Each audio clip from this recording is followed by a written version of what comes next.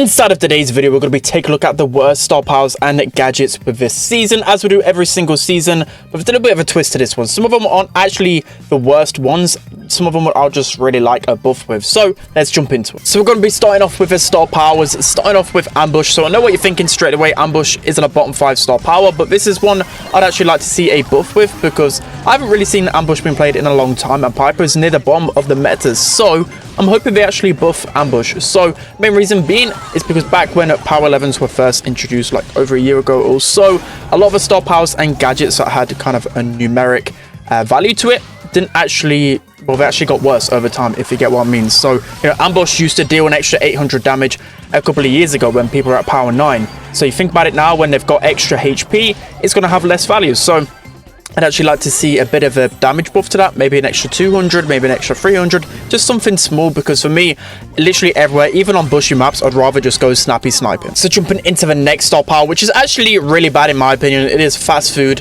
with the brand new brawler Doug. So this star power, on the face of it, might actually seem good, 3 extra seconds movement speed when you resurrect, but most of the time I've realized when you use Doug's super, you just end up dying pretty much straight away. So I'd actually like some type of boost in another way, maybe with this star power, which could make it a little bit more appealing.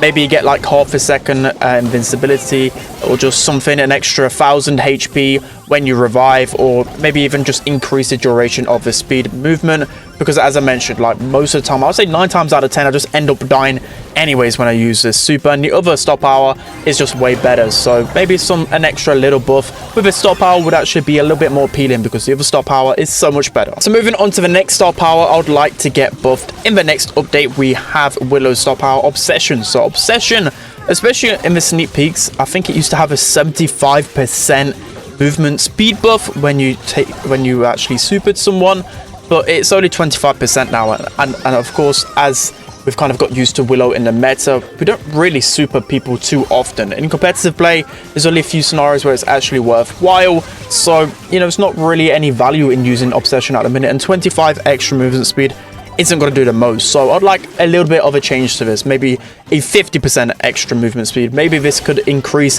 the super duration by a second as well. I don't know, something needs to be changed maybe with her super, and you might get more value out of his star power just like by an indirect kind of buff thing.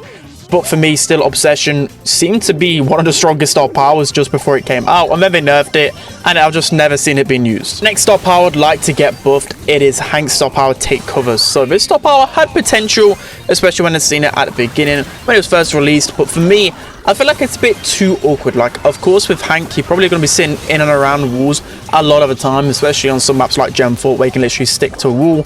But still, I feel like it's a bit counterintuitive in a way, just to literally sit on top of a wall. I feel like it's so predictable, so I'd actually like maybe a little bit of a change to this. Maybe they could just make it a 30% shield. That might be too much. Or they can make it last maybe like a second after you're away from a wall. I just feel like it's a bit weird just sitting on a wall all of the time. And again, you don't want to stay away from the wall, because then you'll be losing the shield. So for me, a little bit of a change would be nice. The other star power is just a lot better as well. I just don't really like the idea of this star power. So jumping into the last star power I actually want to get buffed, it is Plant Life with Roses. So again, we're looking at the worst star powers in the game, but this one is actually a good one. But for me, I would actually like to see some buffs with Rosa's star powers to make her a lot stronger. So that's why I put Plant Life in this list. So again, just like Ambush, Plant Life used to have a lot more value back when brawlers were at Power 9. So I'd like to see this being buffed finally. You know, a lot of people are starting to get a ton of Power 11s now, so it won't be too big of an effect for those Power 9 players, in my opinion. So even like an extra 100 HP per second when in bushes, so she heals 300 healing per second, that would be pretty good. It might actually make Rosa one of the better, well, a more viable option in the meta, right? Because as I mentioned in yesterday's video, she's literally one of the least used brawlers in the game right now, so of course she needs a little bit of love. And in competitive as well, she's never used, so across all metas in the game, she's pretty terrible. So some love with her star powers could go a long way. So now we're jumping into some of the worst gadgets in the game, starting off with Colt's gadget, Silver Bullet. So I know what you're thinking straight away. This gadget is actually pretty decent, and we don't really want it to be buffed to the time where Silver Bullet used to deal like 3k damage with a click of a green button. That was pretty insane.